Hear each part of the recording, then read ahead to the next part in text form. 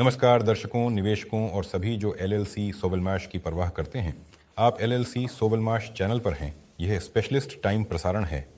नमस्कार सम्मानित निवेशकों, सम्मानित साझेदारों, सम्मानित आलोचकों, सम्मानित दर्शकों, आप सभी को मेरा नमस्कार। तो कर विभाग का कार्य अभी भी लगातार जारी है और इस प्रक्रिया में निरंतरता बनी हुई है।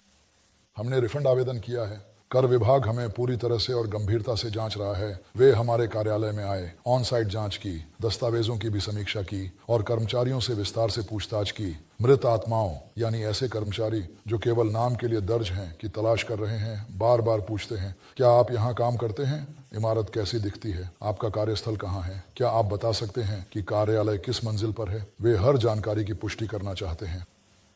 यह उनका काम है। एनडीएस जीएसटी की वापसी की प्रक्रिया वास्तव में बहुत ही अप्रिय और जटिल है। ये इतनी आसान या सरल नहीं है जितना कि आमतौर पर समझा जाता है, क्योंकि प्रबंधन में वे सभी लोग शामिल होते हैं जो वित्त, करों, आदेशों और धन प्रबंधन जैसे महत्वपूर्ण और जटिल कार्यों से जुड़े होते हैं।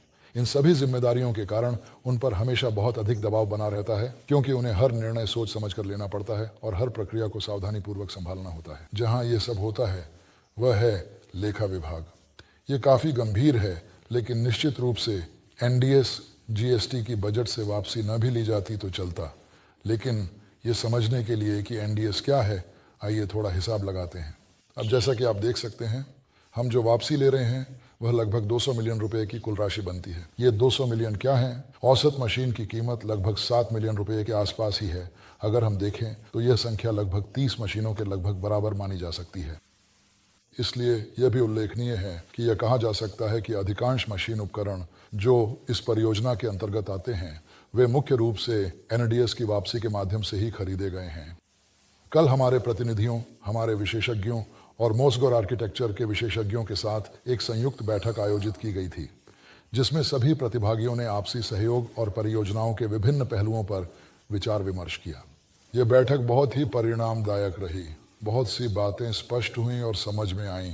दरअसल मैं विवरण में नहीं जाऊंगा, थोड़ा विस्तार से कहूं तो इस पूरी प्रक्रिया में मॉस्को सरकार भी शामिल है, क्योंकि टेक्नोपोलिस का नेतृत्व भी इसमें है। इसलिए अब समय की मांग के अनुसार अब समय आ गया है कि इस मामले को सुलझाया जाए, अंतिम निर्णय लिया जाए और इसे चालू किया जाए। ये बात सभी समझते हैं कि प्रक्रिया केवल हमारे साथ ही नहीं बल्कि और भी जगहों पर लंबी खींच गई है और समाधान की आवश्यकता थी। इसलिए बहुत गंभीर काम हुआ है, जैसा कि मैंने पहले भी उल्लेख किया है, जो मुझे लगता है कि आगे आने वाले प्रोजेक्ट्स के लिए इस प्रक्रिया को और भी अधिक सरल और सहज बना देगा। क्योंकि हमारे अनुभव, आर्किटेक्चर के अनुभव, जिनमें छोटी बड़ी गलतियां भी शामिल हैं, उन सभी का पूरी तरह से और गहराई से विश्लेषण किया गया है, निष्कर्ष निकाले गए हैं, उनके समाधान के सही दिशा में रास्ते भी तय किए गए हैं और मुझे पूरी उम्मीद और विश्वास है कि इन प्रयासों का परिणाम बहुत जल्द ही हमारे सामने स्पष्ट रूप से आएगा। इसलिए हम अभी, आज, कल, आज और सोमवार तक इन सभी महत्वपूर्ण मुद्दों पर सक्रिय रूप से लगातार और पूरी निष्ठा के साथ काम करेंगे। वहां भी मैं संपूर्ण रूप से इसी में लगा रहूंगा और इस दिशा में निरंतर प्रयास करता रहूंगा। और आगे अगले गुरुवार को मैं आपको रिपोर्ट दूंगा कि हमने परिणाम प्राप्त करने, वास्तुकला और नगर नियोजन समाधान की स्वीकृति के लिए निष्कर्ष प्राप्त करने और आगे के कदमों के लिए क्या किया है।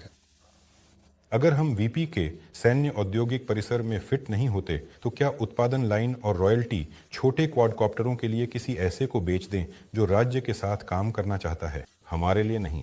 समझिए, जो लोग अभी राज्य के साथ काम कर रहे हैं, यूं कहें तो मुझे शक है कि वे खुद उत्पादन कर रहे हैं, क्योंकि जो मैं देख रहा हूं, जो अभी उड़ रहा है, वह सब चीन का है। चाहे कोई कुछ भी कहे, ये बात साफ है कि ये सब चीन का ही सामान है। हाँ, कुछ मात्रा में बैटरियां यहाँ भी बनती हैं और उनकी गुणवत्ता भी अलग अलग होती है, लेकिन आपको ये समझना चाहिए कि बैटरी सिर्फ एक चीज नहीं है, बल्कि यह एक पूरी चेन है जिसमें कई चरण शामिल होते हैं, जैसे निर्माण और वितरण। यह तब था जब अंतरिक्ष के लिए काम किया जाता था। अंतरिक्ष के लिए कितने लोग लगे हुए थे? 1 लाख से ज्यादा उद्यम, जिसमें खाद्य उद्योग के वे उद्यम भी शामिल थे जो भोजन की आपूर्ति करते थे। इसी तरह बैटरियों और सेल्स के उत्पादन में भी कई लोग शामिल होते हैं। ये सब कहाँ से शुरू होता है? खुदाई के काम से। दुर्लभ पृथ्वी धातुओं के भंडार को खोलने के लिए आपको मिट्टी की एक बहुत बड़ी मात्रा को हटाना पड़ता है, जो एक जटिल और समय लेने वाली प्रक्रिया है। और भी इसके लिए रोटरी खुदाई मशीनें, रेलवे, वैगन, डंपिंग ग्राउंड, बेलास जैसे भारी ट्रक आदि की जरूरत होती है। साथ ही आपको समृद्धिकरण कारखाने भी बनाने पड़ते हैं आदि, और फिर अंत में आपके पास एक उपयोगी बैटरी तैयार होती है। इसमें सालों दशकों लग जाते हैं। जो पहले ही विकसित और खोला जा चुका था वह अब चीन के पास है, इसलिए यहाँ कोई भी तेज या अचानक बदलाव नहीं होंगे। ये एक लंबी प्रक्रिया है जिसमें भारी पूंजी निवेश की आवश्यकता होती है। दरअसल इसलिए ये सारा उत्पादन मुख्य रूप से उगते सूरज की भूमि से होता है। इसी तरह इलेक्ट्रॉनिक्स और बाकी सब कुछ भी। हाँ, हमारे यहाँ पंखे बनते हैं, अच्छे प्रोपेलर भी बनते हैं। हाल ही में 10 इंच के भी पेश किए गए थे। अच्छे हैं, काफ़ी बढ़िया हैं। तो हम ये कह सकते हैं कि अगर हमें ड्राइव और बैटरियां मिलती हैं तो हम उत्पादन कर सकते हैं, लेकिन फिर भी यह हमारा खुद का उत्पादन नहीं है। आपने एनकोडर बनाए थे, उनमें क्या समस्या थी? चीन से क्यों मंगवाए? सब कुछ सही है, सब कुछ वैसा ही है। मुद्दा ये है कि हाँ, हमने विकसित किया, हमने मैग्नेटोप्लास्ट को चुंबकीय बनाने के लिए एक इंस्टॉलेशन भी बनाया। ये सब कुछ किया गया है, लेकिन ये अधूरे उत्पाद हैं, क्योंकि इसके लिए प्लास्टिक का केस चाहिए और उसके लिए मोल्डिंग वगैरह आदि अन्य प्रक्रियाओं की भी ज़रूरत होती है। हाँ, हमारे पास थर्मोप्लास्ट है, लेकिन वह थर्मोप्लास्ट है, और अभी सबसे पहले हमें केस के पुर्जे बनाने हैं, जैसे कि कोन ग्राइंडर के लिए हैंडल। इसलिए हम सब कुछ तौलते हैं, और वहाँ तो सब कुछ पहले से सेट है, तो इस समय उनके यहाँ से खरीदना सस्ता पड़ता है। तो शुरुआती चरण के लिए हाँ, ये ठीक है। और यहाँ एक और बात है, मरम्मत की सुविधा है, जैसा कि आप देख सकते हैं। वहाँ आप एक स्पेयर किट रख सकते हैं या फिर खरीद सकते हैं, लेकिन इस दौरान हमें अपना उत्पाद औद्योगिक स्तर तक पहुंचाना होगा और फिर अपना खुद का उत्पादन शुरू करना होगा। लेकिन यह अगला चरण है, इसलिए अभी जैसा मैंने कहा, हम उधार भी ले सकते हैं और ले रहे हैं। उदाहरण के लिए बेसिक रोटर, उसे आप कहाँ से उधार लेंगे? कहीं से नहीं। स्टेटर कहीं नहीं, स्टैंड कहीं नहीं। फिलहाल हम कंट्रोलर के लिए चीनी उत्पाद का इस्तेमाल कर रहे हैं, लेकिन जब हम अपना खुद का बना लेंगे, अपना कंट्रोलर पूरा कर लेंगे, तब उसमें एनकोडर की बिल्कुल भी ज़रूरत नहीं होगी। इसलिए अभी अपने एनकोडर का उत्पादन शुरू करना तर्कसंगत नहीं है। फिलहाल उधार लिए हुए एनकोडर का इस्तेमाल करना बेहतर है। धन्यवाद। जब हम ड्रोन को बाहर ले जा रहे थे तो परीक्षण का उद्देश्य क्या था?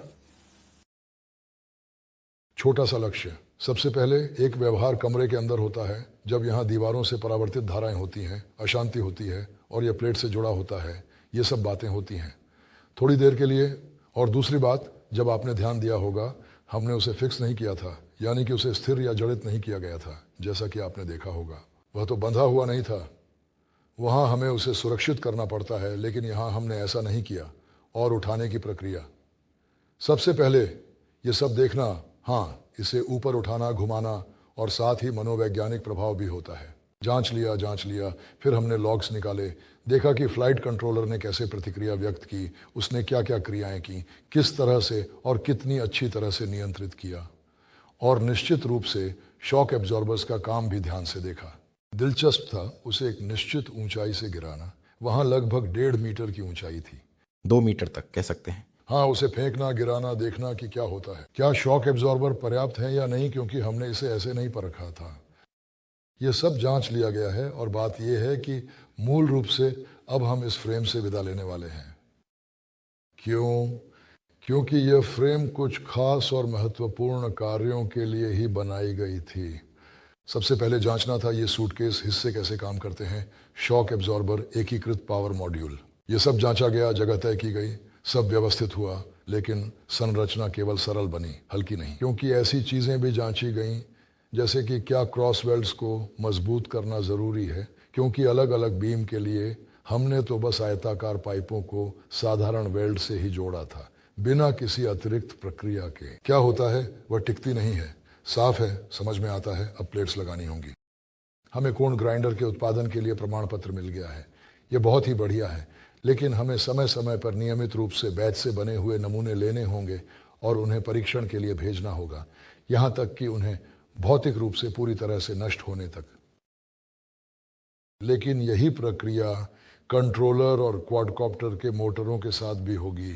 और न सिर्फ इतना ही, क्योंकि हम बिक्री के लिए सिर्फ मोटर ही नहीं बल्कि मोटर के साथ कंट्रोलर भी, और अगर ज़रूरत पड़ी तो मोटर, कंट्रोलर और प्रोपेलर के साथ भी पेश करेंगे। और इसके अलावा इस मॉड्यूल को भी हम बेचेंगे।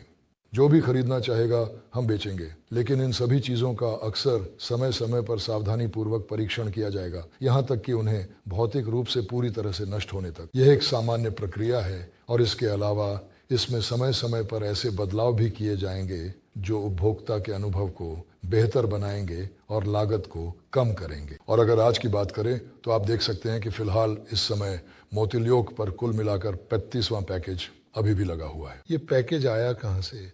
साइकिल से। यही वह गोल सा हिस्सा है। लेकिन साथ ही अभी लड़के 50वां पैकेज बना रहे हैं और कल ही 70वां पैकेज डाला गया था, जो पहले से भी ज़्यादा शक्तिशाली है।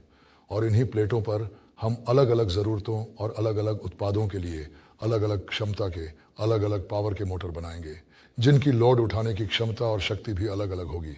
यानी हर ज़रूरत के हिसाब से अलग अलग मोटर तैयार किए जाएंगे। इसके अलावा हमारे पास विभाजित वाइंडिंग भी है। असल में यह कैसे काम करता है? दरअसल हम मोटर के अलग अलग सेक्शन को अलग अलग पावर मॉड्यूल्स के जरिए आपस में आसानी से जोड़ सकते हैं। हम एक ही कंट्रोलर से नियंत्रण कर सकते हैं, लेकिन हम स्विचों के जरिए मोटर को अलग अलग हिस्सों में बांटकर उसे पावर दे सकते हैं ताकि इसकी शक्ति बढ़ाई जा सके। ये संभव है, ऐसा किया जाएगा और मोटरों की बड़ी बड़ी पावर होंगी, क्योंकि यहाँ तक कि 200 किलोवाट तक की मोटरें भी होंगी। हाँ, बिल्कुल सही कहा आपने। सोचिए 200 किलोवाट क्या होता है? 4 मोटरें, हर एक 200 किलोवाट की, कुल 800 किलोवाट कैसी मशीन। साथियों, ऐसी चीज़ों से तुरंत शुरुआत हमारे लिए संभव नहीं, क्योंकि हमारे पास न जगह है, न परीक्षण स्थल, कुछ भी नहीं, असंभव है। इसलिए जो हम अभी कर रहे हैं वह हमारे डिज़ाइन, इंजीनियरिंग और प्रौद्योगिकी ब्यूरो के लिए लगभग सीमा तक का आकार है, चाहे वह पावर हो या अन्य पहलुओं में। इसलिए आगे और भी बहुत दिलचस्प संरचनाएं होंगी और यकीन मानिए वे बहुत अधिक लाभकारी होंगी। और लाभप्रदता इस बात पर निर्भर करेगी कि हम कौन सा उपकरण खरीदते हैं जो कि सीरियल प्रोडक्शन के लिए निर्धारित है। मतलब अगले हफ्ते वहाँ पे अच्छी खबर उम्मीद कर सकते हैं? हम अच्छी खबरों की उम्मीद करते हैं, इसलिए कुछ भी तय नहीं, बस काम करते रहना चाहिए। और असल में वापे के साथ काम करते हुए, जैसे कभी हमने संपत्ति के अधिकार का पंजीकरण किया था, हम वही करते रहे जो हमें करना चाहिए, यानी जो सीधे सीधे परियोजना के क्रियान्वयन से जुड़ा है। इसलिए वापे ही है, लेकिन उत्पाद, विकास और प्रोडक्ट से जुड़ा हुआ काम अपनी गति से लगातार और निरंतर चलता रहना चाहिए, ताकि किसी भी स्थिति में रुकावट ना आए। सभी का धन्यवाद। शुभ संध्या। अलविदा। अपना ख्याल रखें।